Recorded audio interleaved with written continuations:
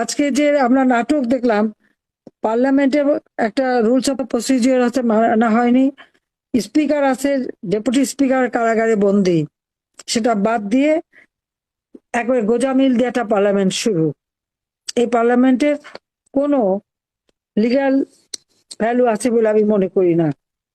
অবৈধ ক্ষমতা দখলকারী, অবৈধভাবে সরকার, একটা প্রহসনের নির্বাচন, তারই মধ্যে দিয়ে একটা পার্লামেন্ট যেটা হচ্ছে ওই খুনি আর যুদ্ধাপরাধী, এবং সেই পার্লামেন্টের লিডারকে 21শে আগস্ট গ্রেনেড হামলায় আইবি রহমানের হত্যাকারী, সাজাপ্রাপ্ত আসামি, দুর্নীতি করতে যেয়ে আমেরিকার এফবিআই এর কাছে ধরা পড়া, এবং এফবিআই এসে সাক্ষী দিয়ে সেই সাক্ষীতে যে সাজাপ্রাপ্ত সেই আসামি, মানে আমি কি বলবো আর।